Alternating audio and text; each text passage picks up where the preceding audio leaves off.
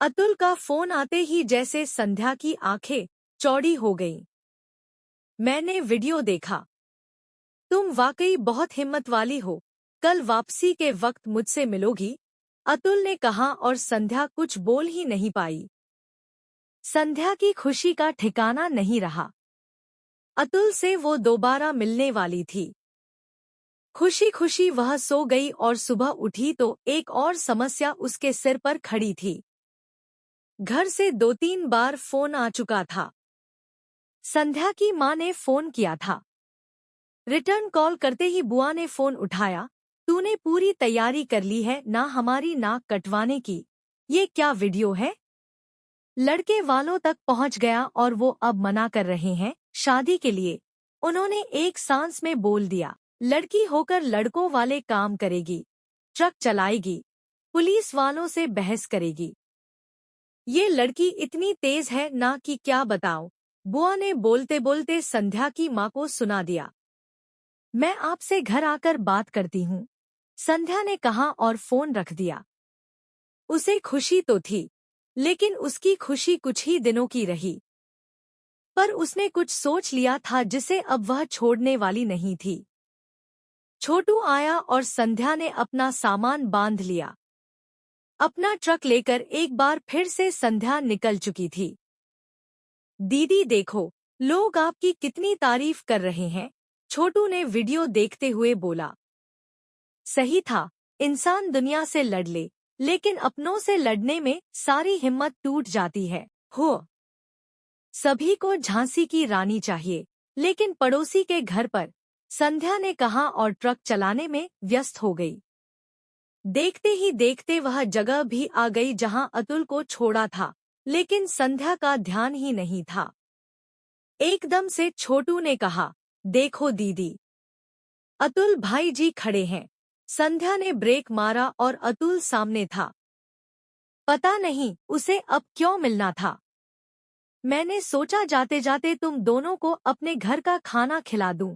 Truck यहाँ पास में park कर दो और चलो मेरे घर, अतुल ने कहा और दोनों को अपने साथ ले गया। अतुल का घर बहुत साधारण था, पर उस घर में आर्ट और क्राफ्ट्स का बहुत सारा सामान था। उसका पूरा घर पेंटिंग्स से सजा हुआ था। संध्या वहां गई और उसे लगा कि इतनी खूबसूरत पेंटिंग्स उसने पहले कभी नहीं देखी थी। अतुल ने अपनी माँ को आवाज लगाई और वो अंदर से बाहर आ गई।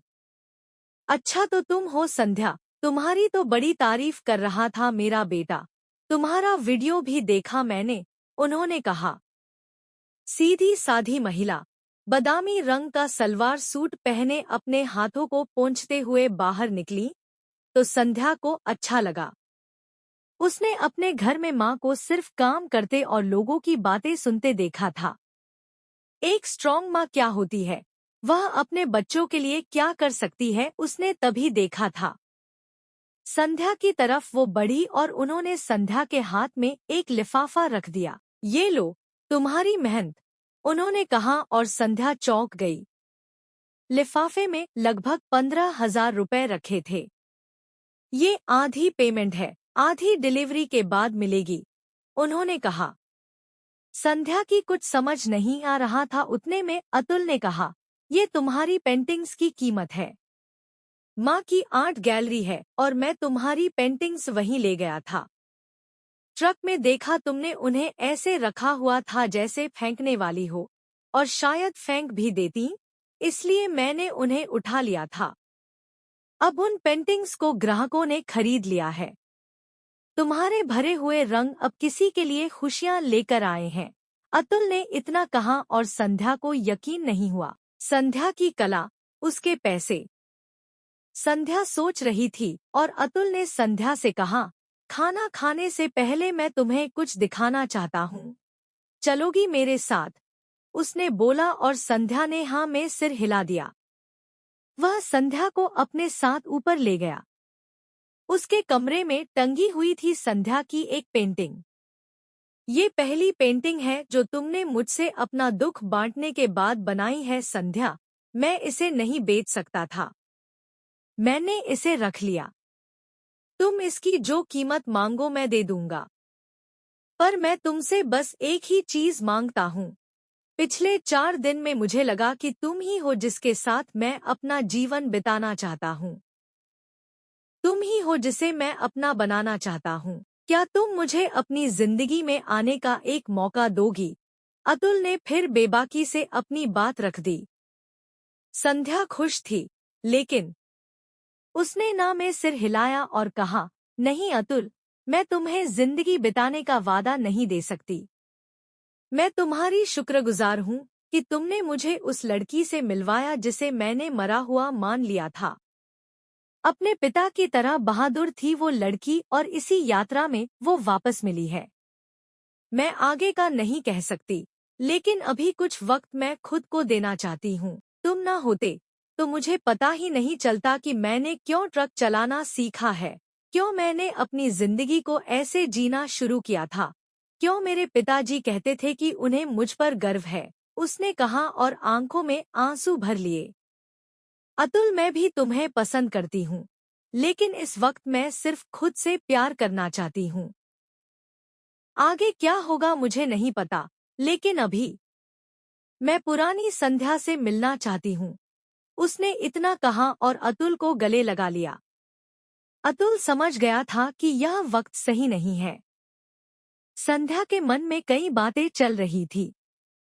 दोनों नीचे गए और खाना खाया।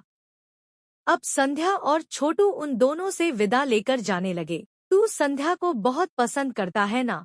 अतुल की माँ ने पूछा। हाँ, अतुल ने सीधा सा जवाब दिया। तो फिर उसकी इच्छा का मान रखना, माँ ने कहा और आगे चली गईं। हमारी फिल्मों में सिखाया जाता है कि अगर लड़की पसंद है तो उसे जाने ना दो, लेकिन अतुल को माँ की यह सीख बहुत कुछ सिखा गई। यकीनन संध्या की इच्छा का मान रखना भी तो प्यार जताने का एक तरीका है। संध्या अपनी यात्रा पूरी करके घर पहुंची और वहां तमाशा तैयार था। बुआ के ताने और माँ की चुप्पी, पर इस बार संध्या को पता था कि उसे क्या करना है। आ गई, हमारी नाक कटवाकर, बुआ ने कहा। संध्या ने पलटकर देखा और बोली, नाक ऊंची करके आई हूँ, और बुआ जी, अगर आपको इतनी दिक्कत है तो यहाँ ना आया करिए। अगर मुझसे रिश्ता जोड़ने में आपकी नाक कट जाती है तो मुझसे दूर रहिए। संध्या का ये रूप देखकर बुआ हैरान थी। देखा कितनी जुबान चलने लगी है इसकी, तुमने ही बिगाड़ रखा है, बुआ ने कहा। सही कहा आपने, माँ ने ही बिगाड़ा हुआ था। चुप रहना सिखा दिया था। बिना कुछ बोले चुपचाप रहना और ताने सुनना माँ की ही सीख थी। बुआ, मैं नहीं करूंगी आपके बताए लड़के से शादी। यहाँ आकर आप 15 से 20 दिन रहती हैं और घर का माहौल खराब करके चली जाती हैं। कभी ये सोचा है कि भाई के जाने के बाद ये घर कैसे चल रहा है? कभी पूछा हमसे कि हम कैसे हैं? हर बार आकर घर में, खाने में, मुझ में कमियां निकालती हैं आप। पर क्या कभी सोचा आपने कि यह कितना दुखी कर सकता है? हर बार आपको यहाँ से कुछ चाहिए होता है, माँ आपकी खातिर करे यही चाहिए होता है, लेकिन रिश्तों में अगर लेन देन आपको पसंद है तो लेने के अलावा देना भी सीखिए। संध्या की बातें सुनकर सभी हैरान थे। अगर आपसे लोगों की भलाई नहीं हो सकती तो अब मैं बुराई नहीं सुनूंगी। आप चाहें तो अपने घर जा सकती हैं, यहाँ रहना है तो तमीज से रहें और सबकी इज्जत करें, संध्या ने कहा और अपने कमरे में आ गई। उसे पता था कि माँ और बुआ दोनों को आज समझ आ गया है कि संध्या अब नहीं सुनेगी। नीचे क्या हो रहा है उसके बारे में संध्या अब नहीं सोचेगी। अब उसकी नौकरी ईएमआई के लिए बंधी नहीं है। अब वह ट्रक अपने शौक के लिए चलाएगी और जरूरतें पूरी करने के लिए पेंटिंग्स भी करेगी। अब उसे पता है कि उसके जीवन में आगे उसे क्या करना है। उसने फोन उठाया और अतुल को फोन लगा दिया। ट्रिंग ट्रिंग, फोन की घंटी बज रही थी और संध्या खुश थी। यह कहानी पूरी तरह से कल्पना पर आधारित है और इसका वास्तविक जीवन से कोई संबंध नहीं है। यह केवल कहानी के उद्देश्य से लिखी गई है।